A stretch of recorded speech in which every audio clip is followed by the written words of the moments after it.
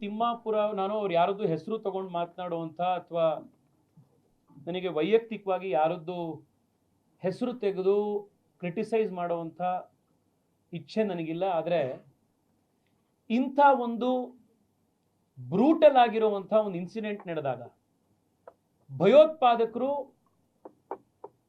Day ಲೈಟ್ನಲ್ಲಿ point ಬ್ಯಾಂಕ್ನಲ್ಲಿ ಫ್ಯಾಮಿಲಿಗಳನ್ನು ಕೊಂದಾಗ murder ಆಗಿರುವಂಥ ಆ ಕುಟುಂಬದ ಹೆಣ್ಮಕ್ಳು ಆ ಕುಟುಂಬದ ಮಕ್ಕಳು ಏನಾಯಿತು ಅನ್ನೋದನ್ನ ಹೇಳಿದಾಗ ಆರ್.ಬಿ. ತಿಮ್ಮಾಪುರೆ ಅದು ಸರಿ ಇಲ್ಲ, ಅವ್ರು ಸುಳ್ಳು ಹೇಳ್ತಾ ಇದ್ದಾರೆ ಅಂತ ಹೇಳ್ತಾರಲ್ಲ, ಇದಕ್ಕಿಂತ ನೀಚ ಪಾಲಿಟಿಕ್ಸ್ ಇನ್ನೊಂದು ಮಾಡಕ್ ಸಾಧ್ಯ ಇದೆಯಾ? ತಿಮ್ಮಾಪುರೆ ಅವರೇ ಹೌದು, ಅವರು ID ಕಾರ್ಡ್ ನೋಡಿ ಹಿಂದೂ ಅಂತ ಪರೀಕ್ಷೆ ಮಾಡಲಿಲ್ಲ. ಆ ಸೌಜನ್ಯ ನನ್ನ ಮಕ್ಕಳಿಗಿಲ್ಲ. ಅವ್ರು ಚಡ್ಡಿ ಬಿಚ್ಚಿ ಪರೀಕ್ಷೆ ಮಾಡಿದ್ರು ಈ ಹಿಂದೂನಾ ಅಲ್ವಾ ಅಂತ. ಬಹುಶಃ ನಿಮಗೂ ಇದೇ ರೀತಿ ಚಡ್ಡಿ ಬಿಚ್ಚಿ ಪರೀಕ್ಷೆ ಮಾಡಿದಿದ್ರೆ ಈ ರೀತಿಯಾದಂಥ ಇನ್ಸೆನ್ಸಿಟಿವ್ ಹೇಳಿಕೆಗಳನ್ನು ನೀವು ಹೇಳಿರ್ತಿರ್ಲಿಲ್ಲ. ಸಾರ್ವಜನಿಕ ಜೀವನದಲ್ಲಿ ರಾಜಕಾರಣದಲ್ಲಿ ಬಂದಾಗ ಯಾವ ರೀತಿ ಬಿಹೇವ್ ಮಾಡಬೇಕು ಅನ್ನುವಂಥ ಒಂದು ಕನಿಷ್ಠ ಸೌಜನ್ಯ ಕಲ್ಕೊಂಡಿರೋರು ಮಾತ್ರ ಸಾರ್ವಜನಿಕ ಜೀವನದಲ್ಲಿ ಬರಬೇಕು.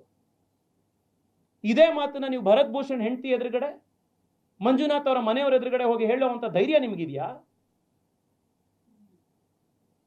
ಈ ರೀತಿ ಮಾತನಾಡುವಂಥವರಿಗೆ ಸಾರ್ವಜನಿಕ ಜೀವನದಲ್ಲಿರುವಂಥ ಮರ್ಯಾದೆ ಕೂಡ ಇಲ್ಲ, ಸಾರ್ವಜನಿಕ ಜೀವನದಲ್ಲಿರುವಂಥ ಯೋಗ್ಯತೆ ಕೂಡ ಇಲ್ಲ. ಅಂಥವ್ರು ರಿಸೈನ್ ಮಾಡಿ ಅವರು ವೈಯಕ್ತಿಕ ಜೀವನಕ್ಕೆ ಹೋಗಬೇಕು.